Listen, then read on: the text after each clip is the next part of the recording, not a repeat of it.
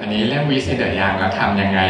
เมื่อกี้เลคเชอร์ที่แล้วเราแบบว่าวิสในเด็กเล็กในบองโกลาติสในอายุ1 ปี 2 ปีเนี่ยทำยังไงให้วิสครั้งนั้นหายเนาะเลคเชอร์อันที่2เนี่ยมันจะเป็นอีกเขาเรียกว่าวัตถุประสงค์หนึ่งก็คือวิสในเด็กเล็กเราทำยังไงเพื่อไม่ให้กลับมามี recurrent วิสหรือวิสซ้ำในอนาคตเนาะก็มาดูเรื่องของ epidemiology มาดูเรื่อง pathophysiology แล้วก็วิสในเด็กเล็กเนี่ยมันมี practical point ที่สำคัญคือเราจะรู้ได้ไงว่าคนนี้เป็นวิสในเด็กเล็กแล้วจะกลายเป็น asthma ในเด็กตอน school age เนาะหรือเราจะให้ management ยังไงที่ป้องกันไม่ให้ recurrent vis แบบ asthma เราจะให้ controller เป็นอะไรดีในเด็กเล็กเนาะหรือว่าจริงๆเขายังไม่ได้เป็น asthma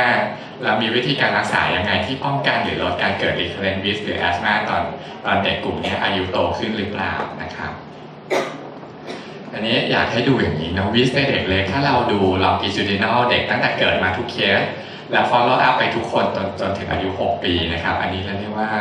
ทูซองสตัดดี้นะของมาร์ติเนสที่เมืองทูซองประเทศอาริโซนาอเมริกา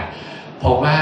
วิสในเด็กอายุน้อยกว่า 6 ปีเนี่ยพบบ่อยมากคือถ้าเด็กอายุน้อยกว่า 6 ปี follow มาตั้งแต่เกิดถึง 6 ปีเนี่ย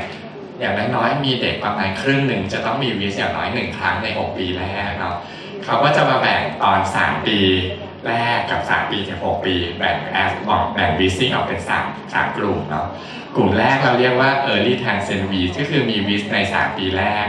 แล้ว 3-6 ปีไม่มีวิสนะอันนี้ประมาณจาก 49% เนี่ยอันนี้คือ 20 จาก 49 นะครับอีกกลุ่มหนึ่งเราเรียกว่าเป็น persistent vis ก็คือมีวิสใน 3 ปีแรกและตอน 3-6 ปีก็ยังมีวิสอยู่ต่อเนื่องนะอันนี้เขาเรียก persistent vis ก็จะมี 14% ใน 49% ซึ่งกลุ่มนี้มักจะกลายเป็น asthma ที่เราเรียกว่า atopic asthma ในอนาคตคือ asthma ไม่ใช่เป็น atopic disease เนาะคำว่า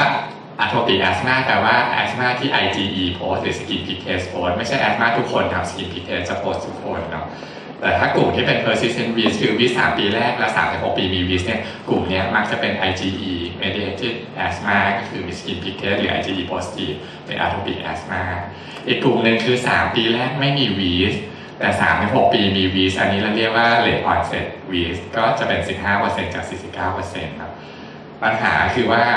วันนี้เราจะเน้นในกลุ่มที่วิสใน 3 ปีแรกนะว่ากลุ่มนี้เราจะทำยังไงที่จะป้องกัน recurrent vis หรือเราจะรู้ได้ไงว่าใครจะเป็น asthma ไม่เป็นในอนาคตนี้อย่างกับที่พูดครั้งที่แล้วนะครับวิสในเด็กเล็กใน RSV ประเทศไทยเนี่ยพบบ่อยในอายุน้อยกว่า1 ปีเนาะแล้วก็ระบุที่ระบาดคือหน้าฝนก็คือเดือน 7 เดือน 9ตอนนี้อันนี้จะให้ดูฝั่งขวาของสไลด์นะเมื่อกี้เราให้ดูฝั่งซ้ายของเลคเชอร์ที่แล้วใช่ไหมครับ RSV เข้ามาในร่างกายตอนแรกทำให้เกิด airway inflammation airway ดีมากแต่จริงๆแล้วฝั่งขวาของสไลด์เนี่ยพอ RSV infection เข้าไปเนี่ยมันจะไป activate T helper cell นะ T helper cell เราแบ่งเป็น2 กลุ่มคือ T helper 1 กับ T helper 2 RSV เนี่ยจะไป activate T helper 2 ให้ active ขึ้นมาพอ activate T helper 2 เนี่ยมันจะไปเข้าใน pathway ของ atopic disease ในกลุ่ม IgE mediated นั่นก็คือ T helper 2 ที่ active เนี่ยจะทำให้เกิดมี eosinophil มากขึ้นมี IgE production มากขึ้นแล้วคนไข้กลุ่มนี้จะโพลนกลายเป็น atopic asthma หรือมี recurrent vis ในอนาคตได้มากขึ้นตามหลัก RSV infection นะครับคราวนี้ถ้าเราดู cohort study ของเด็กที่เป็น RSV ปกติในอายุ 1 ปีแรกเนาะแล้วเรา follow ไปถึงอายุ 18 ปีเลยเนาะก็พบว่า A เนี่ยกลุ่มที่ไม่มี RSV ปกติในปีแรกคือ control แล้วก็จะมีแอสมาน้อยกลุ่มที่มี RSV ปกติในปีแรกก็จะพบว่าเป็นแอสมาเยอะขึ้นเยอะเลย B-boy นี่คือเป็น AR กับ allergic conjunctivitis นะกลุ่มที่เป็น RSV ในปีแรกก็จะพบว่าเป็น AR กับ allergic conjunctivitis มากกว่ากลุ่มที่ไม่มี RSV ปกติมากขึ้นชัดเจนนะแล้วก็ C เนี่ยก็คือเป็นกลุ่มที่เขาเรียกว่ามี sensitization นะอันนี้เราเทสด้วยการทำ serum specific IgE เนี่ยที่อายุ 18 ปีกลุ่มที่มี RSV infection ตอน 1 ปีแรกก็มี IgE positive มากขึ้นทำ skin prick test ก็ positive มากขึ้นเพราะฉะนั้นเราจะเห็นว่าการมี RSV infection ใน 1 ปีแรกเนี่ยทำให้เกิดสิ่งที่เรียกว่า atopic disease ตอนอายุ 18 เนี่ยมากขึ้นชัดเจนแล้วก็เราจะมีคำหนึ่งเราเรียกว่าallergen sensitization ก็คือ skin pig test positive หรือ specific IgE ในซีรั่ม positive เนี่ยเยอะขึ้นชัดเจนที่ 18 ปีนะคราวนี้เราก็รู้แล้วมันมีลิงก์เกจระหว่าง RSV infection ใน 1 ปีแรกกับ atopic cyst หรือ sensitization ที่เด็กโตนะครับอันนี้จริงๆแล้วเนี่ยมันเรียกว่าเกือบจะทุกไวรัสในเด็กเล็กเลยครับอย่าง human rhinovirus เนี่ยก็ออดเรโชในการเกิด allergic sensitization ตอนเด็กโตเนี่ยสูงเหมือนกันนะครับแล้วก็ recurrent vis ใน 2 ปีแรกก็อย่างที่บอกพบบ่อยมากถึง 82% ใน post-RSV infection ในปีแรกนะครับแล้วก็หลังดูไวรัสตัวอื่นบ้างนะครับถ้าเป็น rhinovirus เนี่ยก็พบว่าออดเรโชของการที่เกิด recurrent vis เนี่ยพบสูงขึ้นเหมือนกันนะเมื่อเทียบกับ RSV จริงๆแล้วไลโนไวรัสเนี่ยออดเรโชเนี่ยสูงกว่า RSV ในแง่ของ recurrent vising ซะอีกครับหรือว่าดู human metapneumovirus เทียบกับ RSV แล้วดูออดเรโชของแอสมาตอนเด็กโตเนี่ยออดเรโชของ human metapneumovirus เนี่ยเยอะกว่า RSV อีกนะ RSV โอกาสในแอสมาเพิ่มขึ้น 10 เท่า human metapneumovirus เพิ่มขึ้นเกือบ 16 เท่านะครับหรือว่าโบคาไวรัสนะเทียบกับ RSV เนี่ยเปเปอร์นี้บอกว่าเป็น RSV bronchitis มีออดเรโชเป็นแอสมาเพิ่มขึ้น 14 เท่าโบคาไวรัสเพิ่มขึ้น 18 เท่าเพราะฉะนั้นเราจะเห็นว่า viral infection ตอน infant 1 ปีแรกเนี่ยเกือบจะเรียกว่าทุกไวรัสเลยเนี่ยทำให้เป็นแอสมาตอนโตขึ้นเนี่ยสูงขึ้นเป็น 10 เท่าเมื่อเทียบกับเด็กที่ไม่มี viral infection ตอน 1 ปีแรกนะครับคราวนี้เรามาดูเด็กกลุ่ม 3 ปีแรกที่มาด้วย acute wheezing เนาะเราจะรู้ได้ยังไงว่าเด็กกลุ่มนี้เขาจะเป็นแอสมาในตอนอายุ 6 ปีแล้วควรจะได้รับการวินิจฉัยเป็นแอสมาตั้งแต่ 3 ปีแรกแล้วก็ให้แอสมาคอนโทรลเลอร์ตั้งแต่ 3 ปีแรกลองดูอันนี้นะครับสมมุติว่าเราเจอคนไข้ที่ 3 ปีเนี่ยตอนเขาโตขึ้นอยู่ใน school age adolescent จะเกิดอะไรขึ้นบ้างเราเรียกว่า asthma หรือ wheezing phenotype เนาะถ้าเป็น pre-school wheezing wheeze 3 ปีแรกแล้วหายไปเนาะอันนี้เราจะเรียกว่าเป็น early transient wheeze เนี่ยกลุ่มนี้จริงๆก็คือไม่ได้เป็น asthma นะเป็น viral bronchitis แล้วก็หายไปเองแต่ว่าจะมีอีก 2 กลุ่มที่มี wheeze ใน 3 ปีแรกแล้วตอน school age หรือ 6 ปีเนี่ยก็ยังจะมีวีสอยู่พวกนี้ก็จะเป็นแอสมาที่เป็น2 ฟอร์มก็เป็นแอสมาที่ไม่รุนแรงกับเป็นแอสมาที่รุนแรงครับแอสมาที่รุนแรงเนี่ยบางฟีโนไทป์จะทำให้คนไข้กลุ่มนี้ตอนโตเป็น COPD ในอนาคตนะครับตอนนี้ปัญหาคือถ้าเราเจอตอนเขาเป็นผู้ใหญ่เป็นเด็กโตแล้วยังมีรีเฟรนวีสอันนี้ก็ง่ายเขาก็เป็นแอสมาแน่ๆเนาะแต่ถ้าเราเจอคนไข้แค่อายุ1 ปีแล้วมาที่วีสเราจะรู้ได้ไงว่าไอ้คนนี้เป็นแค่ early transientวีสซึ่งจริงๆไม่ได้เป็นแอสมาอะไรหรือเขาจะเป็นแอสมาตอนอายุ 6 ปีหรือว่า adolescent นะครับอันแรกให้ดูอันนี้ก่อนนะหลักการแรกที่ง่ายที่สุดเลยในการประเมินวีสอีกอย่างคือวีสใน 3 ปีแรกเนี่ยให้ดูว่าเราเจอเด็กตอนอายุเท่าไหร่นะอันนี้จะเป็นสถิติให้ดูว่าตอนเราอายุ 7-8 ปีแล้วเราจะเป็นแอสมากี่เปอร์เซ็นต์ในวีซิ่งที่มาด้วยอายุแตกต่างกันนะครับถ้าเราเจอคนไข้ที่เริ่มมาด้วยวีสที่อายุ 6 เดือนแต่ว่าพอ 3-6 ปีเนี่ยก็ยังมีวีสอยู่เขาเรียกว่า persistent วีสนะอันนี้เป็นแอสมา 92% เพราะฉะนั้นก็คือตรงไปตรงมาเนาะมีวีสตั้งแต่เด็กเล็กแล้ว 3-6 ปีก็ยังมีวีสคงอยู่พวกนี้ก็คือแอสมาเนาะกับอีกอันหนึ่งอันนี้จะให้ดูก็คือ intermediate onset wheeze นะถ้าเขามีวีสครั้งแรกเนี่ยอายุน้อยกว่า 3 ปีก็จริงแต่เขามีวีสตอนอายุที่มากกว่าขวบครึ่งเนี่ยโอกาสที่เขาจะเป็นแอสมาในอนาคตเนี่ยตอนอายุ 7-8 ปีเนี่ย 93% เพราะฉะนั้นจริงๆเนี่ยอันแรกให้ดูอายุเด็กเลยถ้าเจอเด็ก 3 ปีแรกแต่ว่าเด็กอายุเกินขวบครึ่งแล้วนะแล้วมาด้วย acute wheezing เนี่ยให้คิดเลยว่ากลุ่มเนี่ยโอกาสเป็นแอสมา 90% แล้วจะได้แอสมาหรือที่แอสมาก็ได้เนาะแต่ถ้าเป็นกลุ่มที่มาด้วยอายุ 6-18 เดือนเนี่ยจริงๆนี่ยังบอกยากเพราะว่าเราไม่รู้ว่าตอน 3-6 ปีเขาจะมีวีสหรือเปล่าเพราะนั้นจะให้ดูอันนี้เนาะถ้ามาด้วยวีสตั้งแต่ 6 เดือนถึงแบบ 3 ปีแรกเนี่ยแต่วีสก็หายก่อน 6 ปีพวกนี้เขาจะเป็นแอสมาไม่เยอะนะครับ 38% แต่ถ้ามีวีสที่ 6 เดือนแล้วตอนสัก 6 ปีเนี่ยยังมีวีสอยู่พวกนี้ก็จะกลายเป็นแอสมาถึง 90% เพราะงั้นอันแรกให้ดูอายุถ้าอายุเขาเกิน 3 ปีไปแล้วมาด้วยวีสเนาะเป็น late onset wheeze เนี่ยพวกนี้เป็นแอสมาอยู่แล้วทิศไปเลยหรือถ้าเป็น intermediate onset wheeze คือวีสครั้งแรกที่เราเจอเขาเนี่ยเกินขวบครึ่งแล้วพวกนี้ก็โอกาสจะเป็นแอสมา 90% เหมือนกันงั้นอันแรกสุดเลยดูอายุนะถ้าเกินขวบครึ่งเนี่ยพยายามคิดไว้เลยว่าโอกาสเด็กกลุ่มนี้เป็นแอสมา 90% นะครับ อันที่2ให้ไปดูเขาเรียกว่า asthma phenotype ก็คือเราจะแบ่ง wheeze in the young ออกเป็น2กลุ่มก็คืออันแรกเราเรียกว่า episodic viral wheeze พวกนี้คือจะมี wheeze ตอนมี viral infection ไม่มี viral infection ไม่มี wheeze แล้วก็ระหว่าง episode เนี่ยเด็กปกติทุกอย่างเลยแต่อีกกลุ่มหนึ่งเราเรียกว่าเป็น multiple trigger wheeze พวกนี้คือจะมีตัวมา trigger ให้เด็กมี wheeze ได้มากกว่าการเป็น viral infection เนาะอย่างเช่นเวลาซักประวัติว่าคือเวลาเป็น viral infection เนี่ยมันอาจจะมีไข้มีไอมีวีสมีหอบนะแต่เด็กกลุ่มนี้บางทีกลางคืนไม่มีไข้แต่ตื่นมาไอกลางคืนมีหายใจไม่สะดวกกลางคืนหรือเด็กร้องเด็กเอ็กซ์ไซส์มีวีสนะหรือเด็กไปเจออัลเลอร์เจนหรือirritant exposure ก็มีไอมีวีสอย่างเช่นเด็กบอกว่าอากาศเย็นๆไอหรือว่าญาติบอกว่าไปเจอควันบุหรี่แล้วไอนั่นอย่างเงี้ยให้คิดว่าเป็นกลุ่มเขาเรียกว่า multiple trigger wheeze และข้อแตกต่างคือระหว่างอีพิโซดเนี่ยอาจจะมีซิมตอมนะแต่ว่าไม่ได้มีวีสแล้วเนี่ยแต่ระหว่างที่ไม่มีวีซิ่งอีพิโซดก็อาจจะมีไนท์คอฟมีไอกลางคืนมีดูไม่ถึงกับปกติพวกนี้ก็เราจะจัดฟีโนไทป์กลุ่มนี้ว่า multiple trigger wheeze นะครับถ้าเรา follow ความแตกต่างนะ episodic wheeze กับ multiple trigger wheeze เนี่ยแล้วเราไปดู prevalence ของ asthma ระหว่าง2กลุ่มนี้ตอนเด็กสกูเอจเด็กโตขึ้นเนี่ยพบว่ากลุ่มที่เราซักประวัติคนไข้ได้ฟีโนไทป์เป็น multiple trigger wheeze เนี่ยโอกาสที่เขาจะเทิร์นไปเป็น persistent wheeze หรือ asthma เนี่ยมากขึ้นกว่ากลุ่มที่เป็น episodic viral wheeze เนี่ย 3-4 เท่าแล้วยิ่งถ้าเราแบบเหมือนกับถามไปหลายๆครั้งแล้วเหมือนเดิมทุกครั้งเนาะสตั๊ดดี้เนี่ยเขาจะให้ดูที่0 เดือน 12 เดือนแล้วก็ 24 เดือนแล้วเราประเมิน asthma phenotype ถ้าเราดูจุดที่0 เดือน 12 เดือน 24 เดือนแล้วทุกครั้งที่เราประเมินเราเรียกว่าเป็น stable multiple trigger wheeze เนี่ยเรโชที่จะเป็น asthma ในอนาคตเนี่ยตอนอายุ 6-8 ปีเนี่ยสูงขึ้นถึง 14 เท่านะเพราะงั้นก็อันนี้ให้พยายามซักประวัตินะว่าเขาเรียกว่ามีแบบอาการในจุดที่ไม่มี viral infection ไหมมีไอกลางคืนมีวีสที่ไม่มีไข้มีเจออากาศเย็นเจอควันบุหรี่เจอแบบมี exercise ร้องไห้แล้วมีไอมีวีสเนี่ยหรือว่าอาการระหว่าง wheezing episode มีไอคอฟไอแคกกลางคืนก็ถือว่าเป็น multiple trigger wheeze ก็คิดว่าโอกาสของเด็กกลุ่มนี้จะเป็น asthma ในอนาคตสูงนะครับ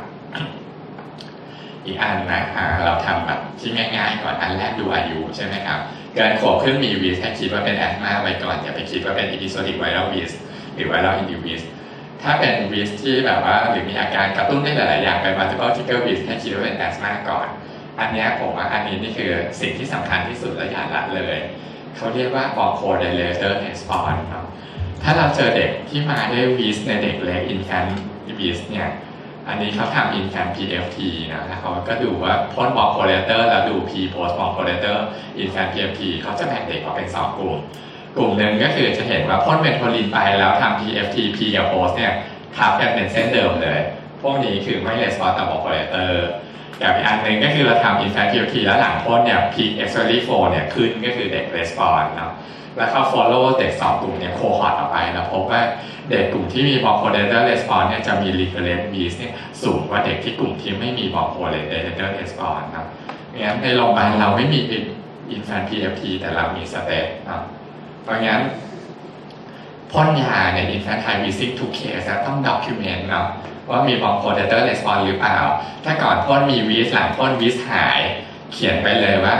หลังพ่นเมทโทลินวีสレスปอนวีสดีขึ้นด็อกิเมนต์ไปเลยกลุ่มนี้ก็ให้ถือว่ามีbronchodilator response ชัดเจนก็น่าจะเป็นกลุ่มที่เป็นแอสมามากกว่ากลุ่มที่เป็น viral induced wheeze หรือว่า viral bronchitis ธรรมดานะครับอีกอันหนึ่งก็คือใช้ประวัติส่วนตัวกับประวัติครอบครัวช่วยนะก็เรียกว่า asthma predictive indexพูดง่ายก็คือซักประวัติคนไข้ว่าเขามี AR มี atopic dermatitis หรือว่ามีพวก serum eosinophil สูงหรือว่ามี allergen sensitization หรือเปล่านะอันนี้เป็น atopic ของตัวเขาเองกับ atopic ของ family history ก็อย่างเช่นพ่อแม่เป็น asthma หรือว่าประวัติครอบครัวมี atopic disease เนี่ยพวกนี้ถ้ามีเยอะๆถึง criteria major 1 criteria หรือ2 minor criteria แล้วก็จะ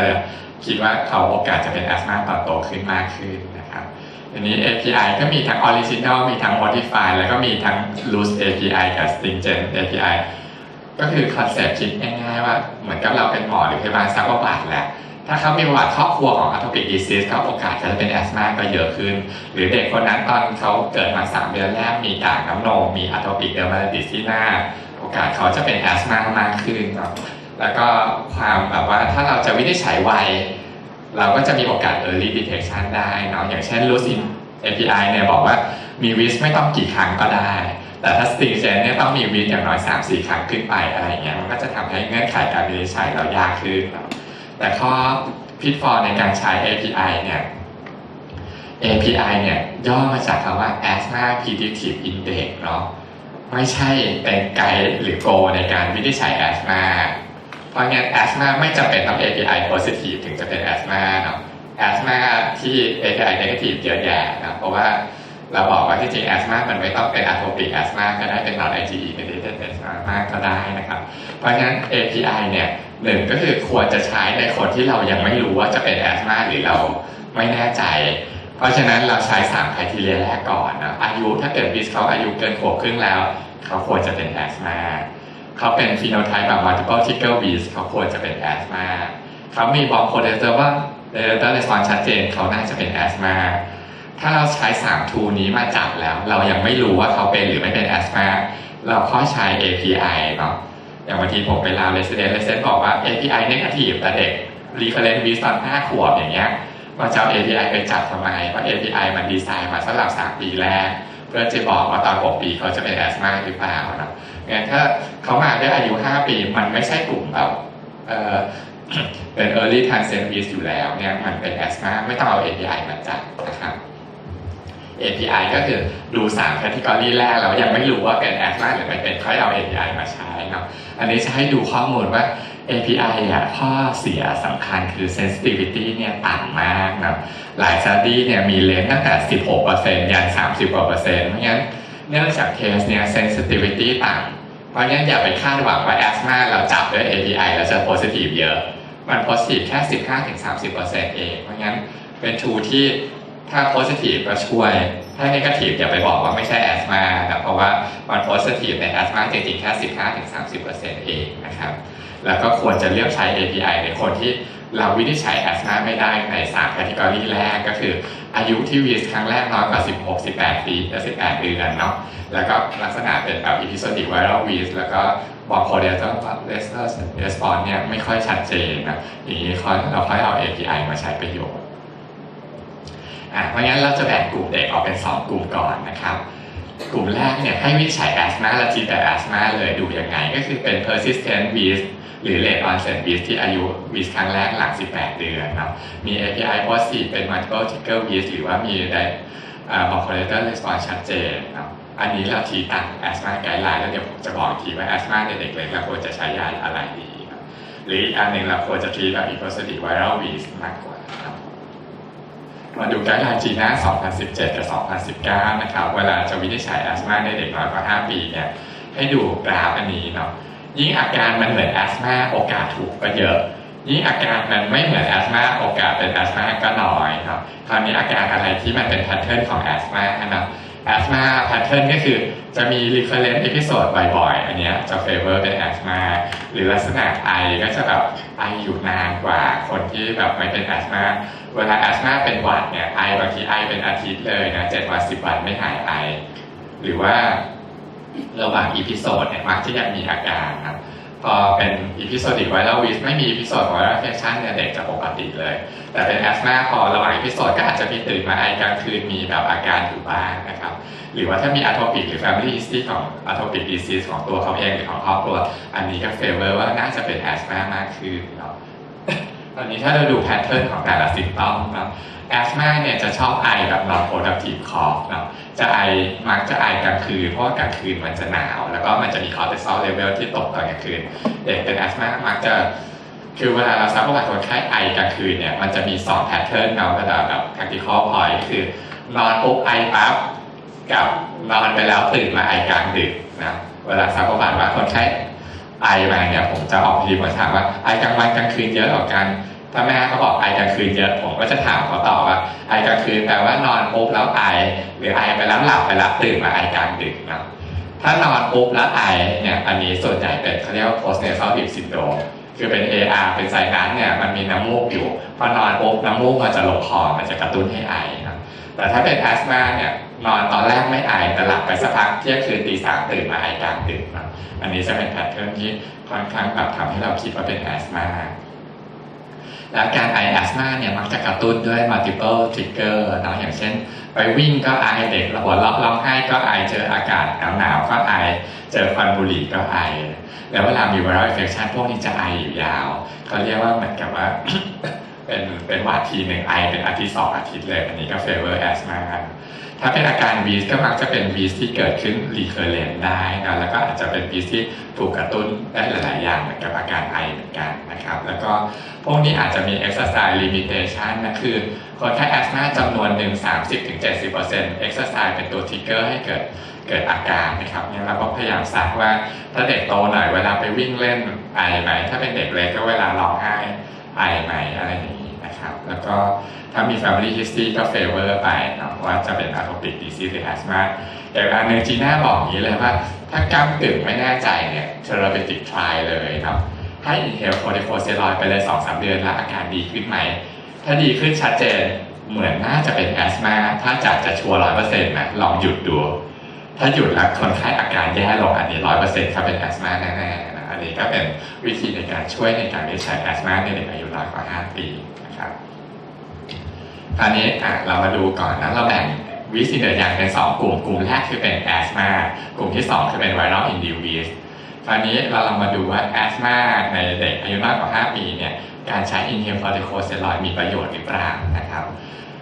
study นี้เนี่ยใช้ inhaled corticosteroid ในเด็ก asthma ที่เขาเรียกว่า at risk for asthma at risk for asthma ในเปเปอร์นี้คือ API positive คือมี risk ที่จะเป็น asthma ตอน 6 ปีสูงอันนี้เขาใช้ inhaled steroid ต่อเนื่องกันทุกวันเป็นเวลา 2 ปี และหลังจากนั้นหยุดอีก 1 ปีแล้วมอนิเตอร์ของอาการของคนไข้เนาะพบว่าคนไข้ช่วงที่ on inhaled steroid 2 ปีเนี่ยอาการเขาจะดีขึ้นชัดเจนเนาะมีอาการ wheezing ไอที่ต่างกับกลุ่ม placebo ชัดเจนแต่ข้อสังเกตคือพวกนี้มันจะดีตอนเราใช้ inhaled steroid แต่พอหยุดไปครบ 1 ปีกลุ่มที่ได้ placebo กับได้ steroid กลับมาเท่ากันนะเพราะงั้นมันก็เหมือน asthma เนี่ยเราพ่น inhaled corticosteroid คนไข้จะดีขึ้นแต่พอหยุดยาถามว่า asthma หายไหมไม่หายเนาะเหมือนคิดเหมือนคนไข้เป็นความดันเบาหวานตอนกินยาเบาหวานกินยาความดันเบาหวานเขาก็ดีแต่พอเราหยุดยาความดันเบาหวานเดี๋ยวความดันเขาก็กลับขึ้นมาเบาหวานเขาก็กลับขึ้นมา inhaled steroid ใน asthma เหมือนกันทุกอย่างตอนให้ inhaled steroid asthma เขาจะดีแต่พอหยุดแล้วเขาก็จะยังเป็น asthma อยู่มันก็จะกลับมามีอาการนะอันนี้ก็เป็นลักษณะของการให้ inhaled corticosteroid ใน asthma คือดีแน่ๆตอนใช้ยาแต่ไม่ทำให้โรคหายจากโรคนะพอหยุดยาก็กลับมามีอาการอันนี้ก็จะเป็นเปรียบเทียบระหว่างช่วงแต่ละช่วงเนาะโดยการดูว่าคนไข้มี wheezing exacerbation แล้วต้อง on systemic steroid หรือเปล่าเนี่ยตอนที่ได้ฟลูติคาโซนMDI เนี่ยเขาจะมี exacerbation น้อยกับกลุ่มที่ได้ placebo ชัดเจนนะครับแต่พอเราหยุดฟลูติคาโซนไปแล้ว1 ปีเนี่ยกลุ่มที่ได้ placebo กับได้ฟลูติคาโซน2 ปีเนี่ยไม่แตกต่างกันในปีที่ 3 หลังจากหยุด inhaled steroid 1 ปีเพราะฉะนั้น inhaled corticosteroid ใน asthma ในเด็กเล็กเนี่ยมีประโยชน์เฉพาะช่วงที่ให้แต่ไม่มีผลหลังจากนั้นคือหยุดแล้วถ้ามันเป็น asthma มันก็จะกลับมามี exacerbation อีกมันไม่เปลี่ยน modify natural history ของโรคนะครับอันนี้ก็จะมาให้ดูว่าคอนเซ็ปต์ในการรักษา asthma เดี๋ยวนี้มันเป็นเขาเรียกว่า personalized medicine asthma ทุกเคสไม่ควรรักษาด้วยยาเหมือนกันทุกเคสนะอันนี้ผมให้ดู study นี้ว่าทำในเด็ก asthma ในเด็กอายุตั้งแต่ 1-5 ปีเนี่ยด้วย modality ที่ต่างกันจะมีผลการรักษา asthma ในเด็กอายุน้อยกว่า 5 ปีต่างกันไหมเนาะเขาแบ่งการรักษาเป็น 3 วิธีนะครับคือให้สเตียรอยด์ inhale สเตียรอยด์ทุกวันให้ inhale สเตียรอยด์ช่วงเฉพาะที่มี viral infection หรือให้ glucosamine receptor agonist หรือ Montelukast ทุกวันพบว่าถ้าดูค่าเฉลี่ยจาก modality 3 อันนี้ใน asthma 1-5 ปีเนี่ยกลุ่มที่ได้ inhale สเตียรอยด์ทุกวันจะทำให้ response คนไข้ดีที่สุดชนะกลุ่มที่ได้inhale สเตียรอยด์ PRN กับได้ Montelukast ทุกวันเนาะแต่ว่าจริงๆแล้วคนไข้ไม่ได้เป็นเหมือนกันทุกคนเนาะเขาแบ่งคนไข้เป็น2 กลุ่มก็คือกลุ่มแรกเนี่ยให้อะไรก็เหมือนกันเป็นประมาณสัก60จาก230นะก็อาจจะประมาณสัก 1 ใน 4คนไข้เนี่ยจริงๆแล้วให้อะไรก็เหมือนกันแต่คนไข้3/4เนี่ยให้อินเฮลสเตียรอยด์จะดีกว่าการให้มอร์ติลูแคสหรือว่าการให้สเตียรอยด์ทุกวันก็จะดีกว่าให้เป็นแบบ PRN เฉพาะ viral infection นะคราวนี้หน้าที่ของเราเนี่ยเรารู้ว่าถ้าเรา overuse inhaled steroid คือให้มันไปเลยทุกเคสอะในสุดเด็กเล็กกลุ่มเนี่ยจะเตี้ยเพราะมันจะได้สเตียรอยด์โดยไม่จำเป็นทั้งที่จริงๆแล้วอาจจะกินมอร์ติลูแคสหรือใช้สเตียรอยด์ PRN ก็พอเนาะหน้าที่ของเราคือเราจะรู้ได้ยังไงว่าแอสมาเด็กกลุ่มไหนควรจะได้ทรีทเมนต์แบบไหนนะเพราะว่าบางคนให้อะไรก็ได้บางคนต้องใช้อินเฮลสเตียรอยด์จะดีกว่าแบบอื่นคราวนี้เขาก็เลยมาดูว่าลักษณะอะไรที่ determine response ของคนไข้3 category treatment นี้นะครับพูดง่ายให้ดู2อย่างอันแรกเจาะ CBC ดู eosinophil อันที่2คือดู IgE อาจจะทำ skin picket หรือทำ serum specific IgE ก็ได้งั้นผมว่า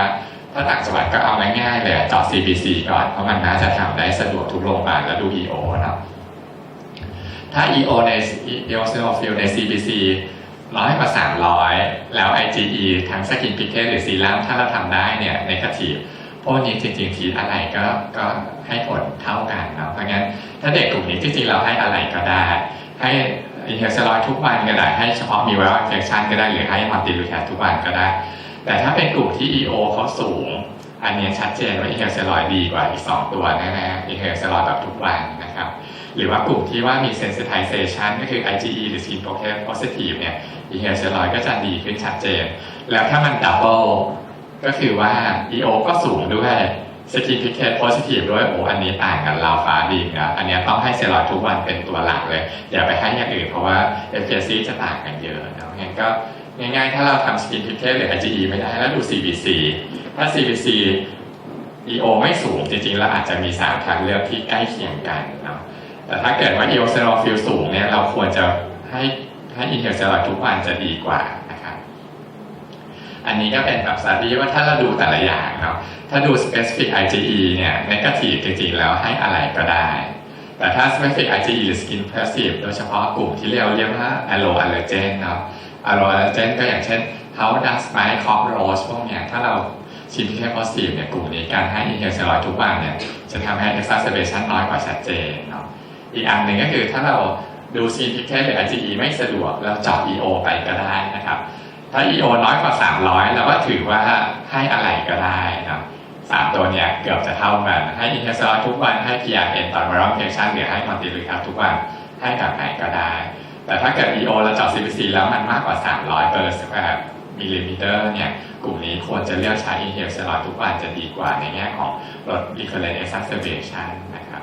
งั้นต่อไปก็โอเคนะถ้าเราเห็นว่าเป็นวิสในเด็กเล็กที่คิดว่าเป็นแอสมาเราอาจจะดู EO หน่อยหนึ่งถ้า EO เยอะควรให้อินเฮลสเตียรอยด์ทุกวันถ้า EO ไม่เยอะอาจจะใช้แบบอีก2อย่างได้คือมอร์ติลูแคสทุกวันหรืออินเฮลสเตียรอยด์ช่วงที่มี viral infection ก็ได้นะครับช่วงไหนก็ได้ครับก็คือสมมติเด็กมาไม่ใช่viral bronchiolitisอย่างเงี้ยแล้วเจาะ CBC ไปเลยไงถ้า EO มันน้อยแล้วเราคิดว่าเขาเข้ากับแอสมาเนาะเข้าแอสมาคืออายุเกิน18 เดือน multiple trigger with bronchiolitis response ชัดเจน API positive คือเรากำลังอยากจะให้ controller แบบแอสมาเนี่ยแล้วเราจะดูว่าเราจะให้3วิธีอะไรเนี่ยเจาะ CBC ให้ O ขึ้นให้ daily inhaled steroid ที่ O ไม่ขึ้นให้อะไรก็ได้daily inhaled steroid inhaled steroid PRN ตาม viral infection มอร์ติลูแคสเป็น controller ก็ได้ครับมากน้อยก็300ต่อไมโครลิตรมันเท่ากับ EO ใน CBC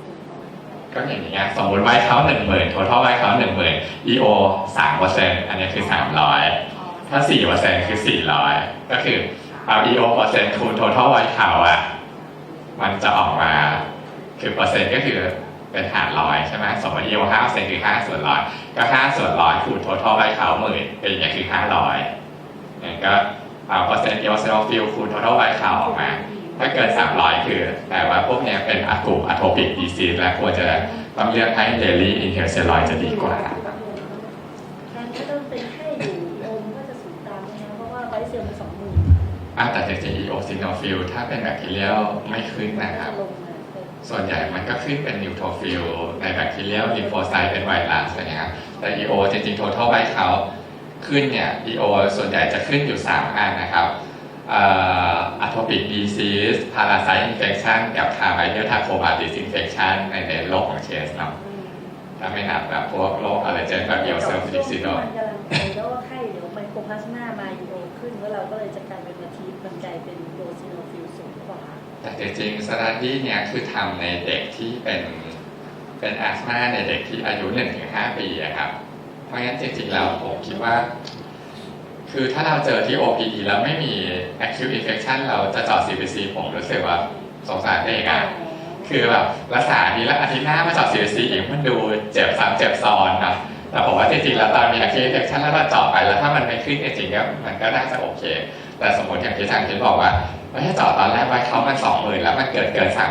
300มันจะเหมือนกับว่าเป็น confounding factor พอมี acute infection ว่าอันนี้สมมติเราไม่แน่ใจเราอาจจะเจาะซ้ำแต่สมมติว่าเจาะตอน acute infection แล้วมันก็ยังไม่ถึง 300อย่างเงี้ยผมว่าจะเจ็บตัวอีกครั้งอาจจะไม่ค่อยมีประโยชน์เนาะแต่ถ้าสมมติครั้งแรกเราไม่แน่ใจว่ามันเป็น confounding พอ total ไว้เขาขึ้นหรือเปล่าอาจจะเจาะซ้ำก็อาจจะมี option ในอีกทางเลือกหนึ่งก็ได้ครับตอนนี้ถ้าเกิดเด็กเล็กเราคิดว่าเป็นแอสมาอันนี้จะให้ดูว่าแต่ละวิธีมันมีความเหมือนกับประสิทธิภาพยังไงบ้างเนาะสมมติเป็น preschool vis ที่คิดว่าเป็นแอสมาเนี่ยการให้ modality เพื่อลด recurrent exacerbation ที่เป็น severe exacerbation ใน preschool asthma หรือ preschool vis เนี่ยเราเปรียบเทียบการให้ inhaled steroid ทุกวันกับ placebo อันนี้ลด exacerbation ได้ชัดเจนเนาะการให้ inhaled steroid intermittent กับ placebo ก็ลด severe exacerbation ได้ชัดเจนถ้าเปรียบเทียบการให้ inhaled steroid ทุกวันกับ montelukast ทุกวันเนี่ยกลุ่มที่ได้ inhaled steroid ทุกวันก็จะลด severe exacerbation ดีกว่าเมื่อเทียบกับ montelukast เพราะงั้นให้เราคิดก่อนว่าจริงๆเขาเป็น asthma หรือไม่เป็น asthma ถ้าเป็น asthma เนี่ยหลักการของการรักษา asthma cornerstone คือการให้ inhaled steroid เพราะงั้นถ้าคิดว่าเขาฟีโนไทป์ทุกอย่างแล้วคิดว่าเป็น asthma ให้เลือก inhaled steroid ก่อนเป็นยาตัวแรกถ้าเขามี risk ของ atopic เยอะอย่าง EO สูง IgE เยอะการให้ inhale ทุกวันดีกว่า intermittent นะแต่ถ้าไม่มีจริงๆให้ intermittent แต่ให้เป็น inhaled steroid ทุกวันก็ยังได้ผลดีเมื่อเทียบกับ placebo อยู่ดีนะครับอันนี้เขาก็เลยผมว่าง่ายดีนะเป็นอัลกอริทึมว่าในเด็กที่เราคิดแล้วนะว่าเป็น asthma ในเด็กอายุน้อยกว่า 5 ปีเนี่ยให้เราใช้ modality อะไรเพราะว่าการรักษามันมี 3 วิธีที่ได้ผลคือให้สเตียรอยด์ทุกวันให้สเตียรอยด์ PRN ตอน viral infection หรือให้ montelukast ทุกวันเนาะอันแรกให้ดูอย่างนี้ว่าซิมตัมมันบ่อยหรือมันไม่บ่อยถ้าซิมตัม frequency บ่อยหรือเป็นกลุ่ม persistent symptom เนี่ยก็ให้มาขานี้เนาะขาเนี้ยเขาให้ดู EO กับ sensitization ถ้า EO ไม่ขึ้นทีอะไรก็ได้เพราะว่ากลุ่มนี้จริงๆแล้ว response ต่อ inhaled steroid ทุกวันต่อ intermittent inhaled steroid แล้วก็ montelukast ไม่ต่างกันเพราะงั้นตอนแรกถ้าอาการเยอะอาการบ่อยเราต้องให้ยาที่ลด recurrent vis เนี่ยเราก็มาดูว่าเราจะให้สูตรไหนถ้า EO เขาไม่สูงให้สูตรไหนก็ได้เนาะแต่ถ้า EO เขาสูงต้องให้เลือกสูตรที่เป็น daily inhaled steroid อันนี้จะดีกว่าชัดเจนหรือว่าถ้าเราดูชีพีเทหรือ GE post เราก็ให้เหมือนกันนะครับอีกอันถ้าเป็นกลุ่มที่อาการไม่บ่อย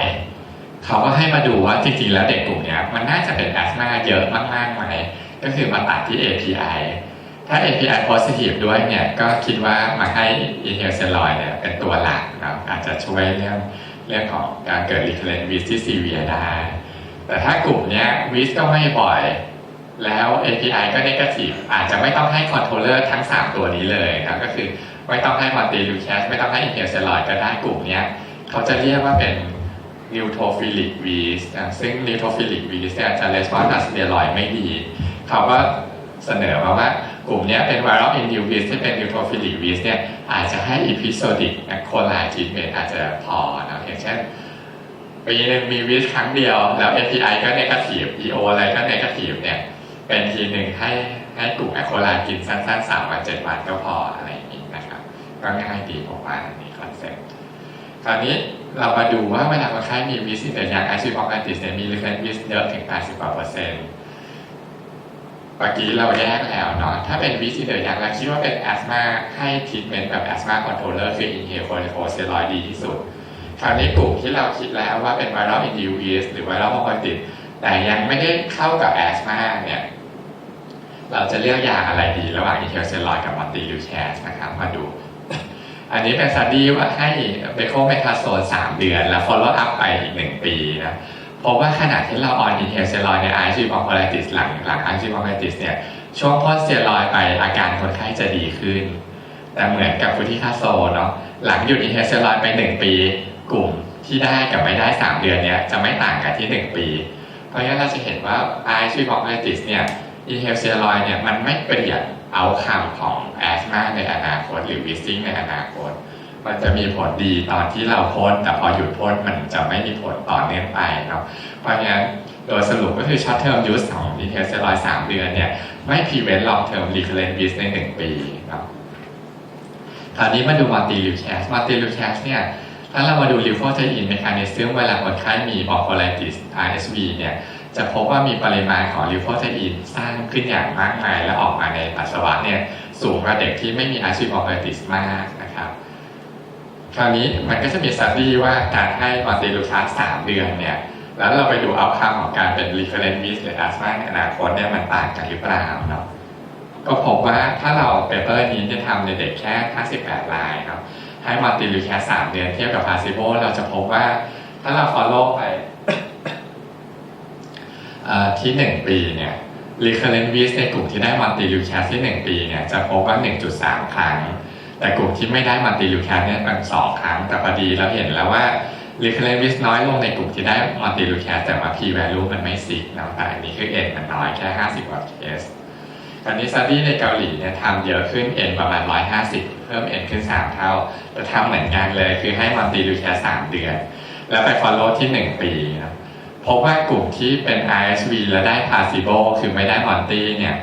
มี recurrent use episode เนี่ยเยอะกว่ากลุ่มที่ได้ multi-leucas 3 เดือนชัดเจนแบบลดลงไปครึ่งหนึ่งเลยแต่ว่าการให้ multi-leucas 3 เดือนเนี่ยมันลด recurrent use ลงได้ครึ่งหนึ่งก็จริงแต่มันก็ทำให้ไม่ได้ถึงกับว่า 100% เนาะอันนี้กลุ่ม control คือกลุ่มที่ไม่มี RSV bronchiolitis แต่ recurrent use ก็น้อยกว่าก็คือแปลว่าถ้าเรามี RSV bronchiolitis ตอนอายุ1 ปีแรกแล้วเราให้ multi-leucas 3 เดือนเนี่ยกลุ่มนี้จะมี recurrent use ที่1 ปีน้อยกว่ากลุ่มที่ไม่ได้ multi-leucas แต่ยังไงก็ตามกลุ่มที่มี RSV bronchiolitis แล้วให้ multi ก็ยังมี recurrent use สูงกว่าเด็กที่ไม่มี RSV bronchiolitis อยู่ดีนะคือมันไม่ใช่ว่าให้แล้วรับรองว่าคุณไม่มี recurrent use เลย 100% มันไม่ได้ดีขนาดนั้นครับ efficacy มันลดลงได้สักครึ่งหนึ่งเพราะงั้นอันนี้ก็คือเป็น study บอกว่าคนไข้ใน1 ปีที่มี recurrent use เยอะมากคือตั้งแต่3 ครั้งขึ้นไปก็คือเหมือนจะแตกว่าเป็น asthma ได้แล้วเนี่ยคือ recurrent use ใน12 เดือนมากกว่า3 episode เนี่ยถ้ากลุ่มที่มี RSV แล้วได้เป็น placebo เนี่ยพบว่า1 ปีมี recurrent use 3 ครั้งขึ้นไป 25% เนาะกลุ่มที่ให้ multi-leucas 3 เดือนเนี่ยจาก 25 ก็เหลือแค่ 9% คือลดลงไปได้เหลือแค่ 1 ใน 3แล้วก็คือค่อนข้าง efficacy ดีเหมือนกันในแง่ของแบบว่า follow ไป1 ปีเนาะอันนี้ n จะอยู่ประมาณ150ก็เห็นว่า n แรกเนี่ย58บอกว่าตัวเลขน้อยกว่าแต่ p value ไม่ซิกนะแต่พอเราอีก study หนึ่งที่เกาหลีแล้วเพิ่ม n จาก50มาเป็น150เนี่ย p value ซิกแล้วก็ลดลงได้ประมาณเหลือแค่1 ใน 3ด้วย recurrent use ที่1 ปีอันนี้เป็น study ที่จีนที่ n เยอะขึ้นมากก็คือ n ประมาณเกือบ900 เคสวัน intervention ทำเหมือนกันคือให้ Monty 3 เดือนเทียบกับ placebo และอันเนี้ยดีกว่าก็คือเขา follow ไปอีก3 ปีเลยคือเขา follow up time นานขึ้นแล้วพบว่ากลุ่มที่ไม่ได้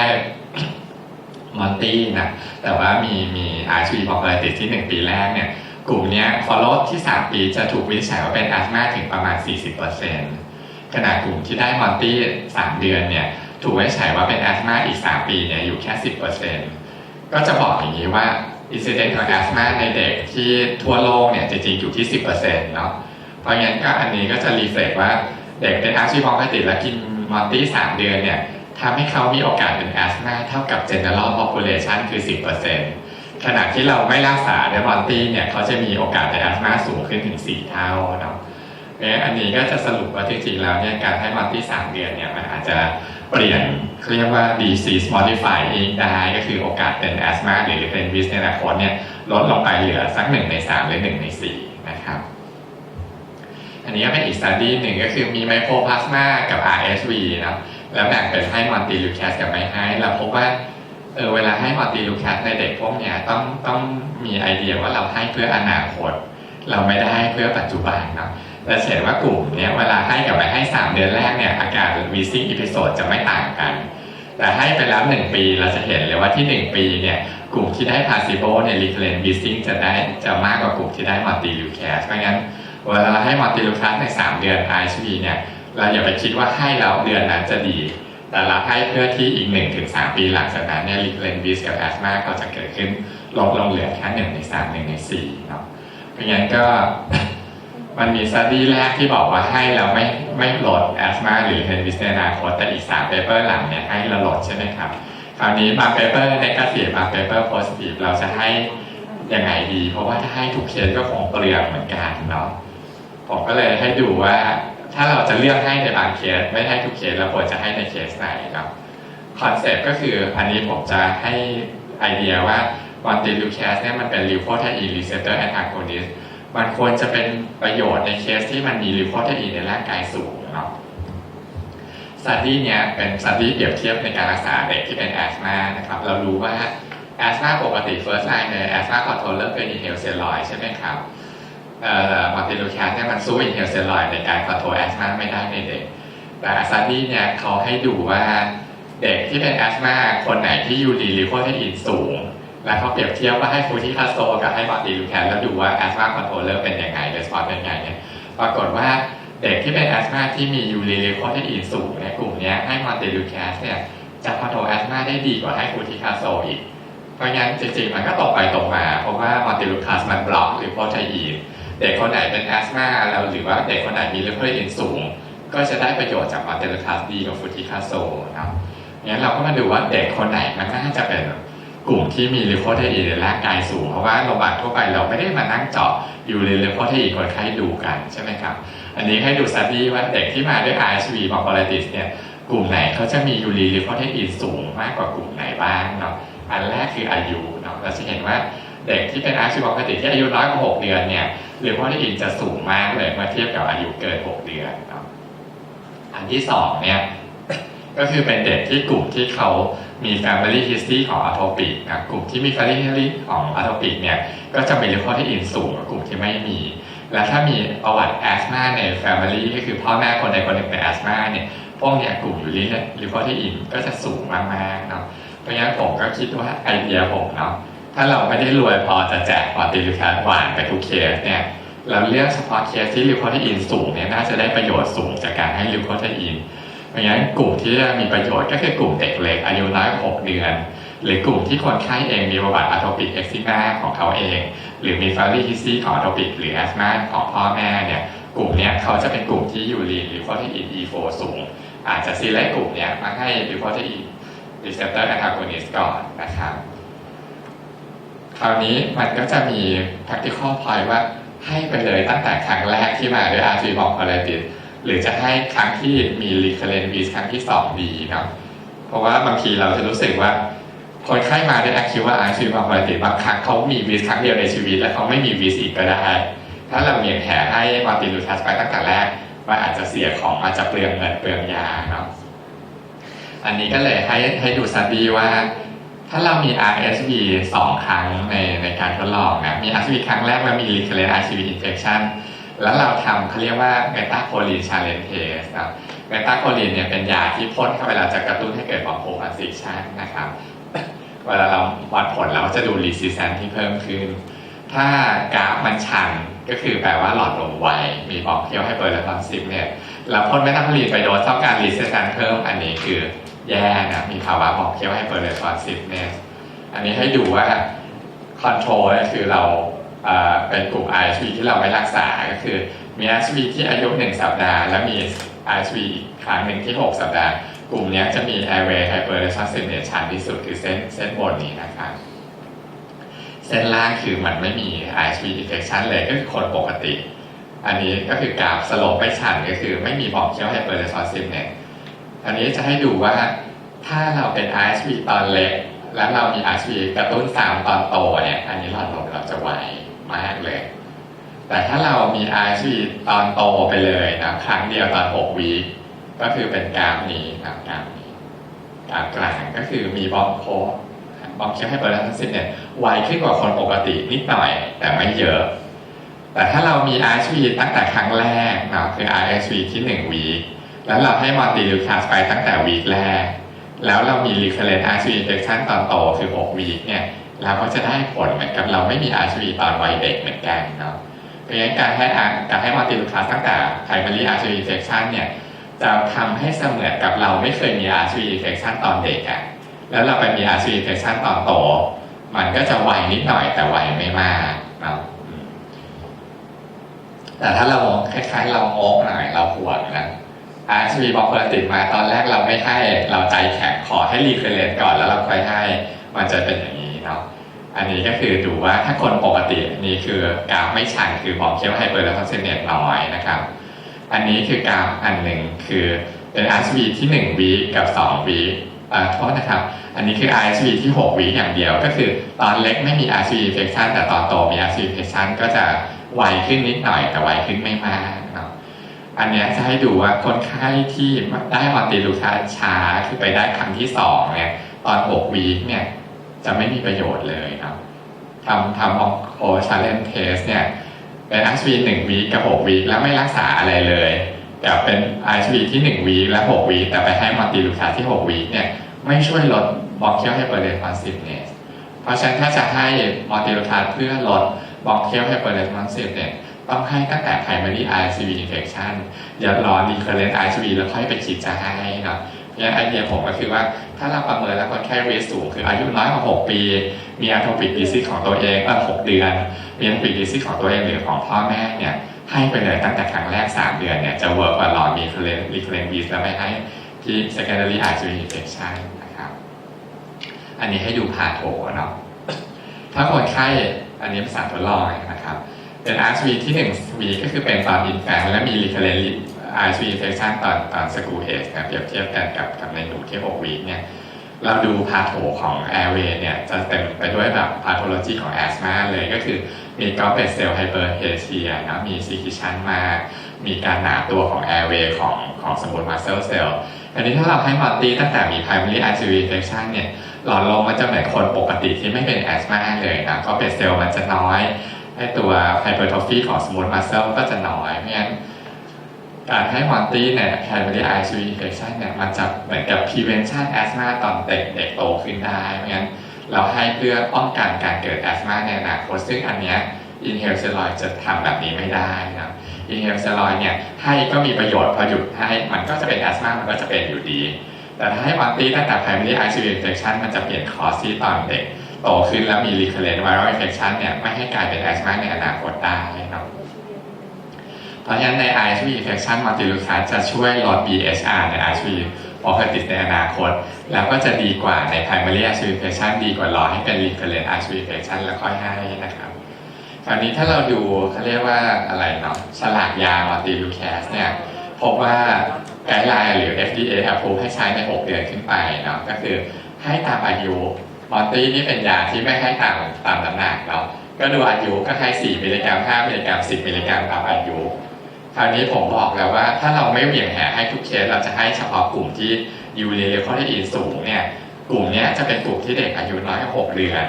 คราวนี้ถ้าเราไปให้เด็กอายุน้อยกว่า6 เดือนก็แปลว่าเรากำลังให้เขาเรียกว่า off label use ของยาเนาะซึ่งจะปลอดภัยหรือเปล่านะเมื่อวานก็อาจารย์พรก็ถามผมว่าให้ได้น้อยที่สุดจะให้อายุเท่าไหร่นะผมก็จะตอบด้วย evidence เพราะว่าผมเป็นคนที่แบบว่าไม่ชอบบอกว่าเฮ้ยพี่ให้เด็กอายุเท่านี้แต่พี่มักจะตอบว่ามันมี study แบบไหนที่เราจะให้เหตุผลตามการศึกษาวิจัยเนาะอันนี้เป็น study ให้มอลติลูคัสในเด็ก 3-6 เดือนก็พบว่าในเด็กอายุ 3-6 เดือนให้มอลติไปเนี่ยปลอดภัยไม่มี side effect อะไรก็คือโอเค 3-6 เดือนเนี่ยถึงแม้ว่าจะน้อยกว่าฉลากยาที่บอกว่าให้ในเด็ก 6 เดือนก็ปลอดภัยเนาะ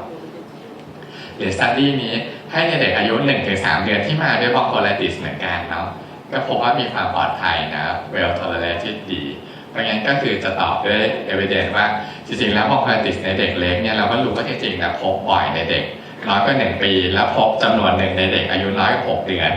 ถ้าเราจะรอไปให้6 เดือนแล้วค่อยให้เราก็จะเสียประโยชน์จากการให้มอลติลูคัสในเด็กกลุ่มนี้นะเพราะงั้นจริงๆแล้วให้ในเด็กตั้งแต่1 เดือนขึ้นไปก็ปลอดภัยเพราะงั้นเทคโฮมแมสเสจในการเรียกว่าดูแลคนไข้วีสในเด็กเล็กเนี่ยภาวะวิสคอมมอนในเด็กพรีสคูลนะครับพบบ่อยประมาณครึ่งหนึ่งเด็กจะมีวิส1 ครั้ง ก่อนอายุ6 ปีเนาะคราวนี้เวลาเราเจอเด็กวิสที่อายุน้อยกว่า6 ปีเนี่ยให้พยายามไดแอกว่าเป็นแอสมาหรือเปล่าก่อนเนาะก็คือทำตามขั้นตอนอย่างนี้ถ้ามีวิสครั้งแรกอายุเกิน18 เดือนให้คิดเป็นแอสมาเป็นฟีโนไทป์แบบ multiple trickle yeast ก็ให้คิดเป็นแอสมามี bronchodilators response ชัดเจนให้คิดเป็นแอสมามี family history หรือ past history ของ atopic disease หรือ AKI positive ให้เป็นคิดว่าเป็นแอสมาถ้าเป็นแอสมายาที่ดีที่สุดคือการให้ inhale corticosteroid ทุกวันเนาะแต่ถ้า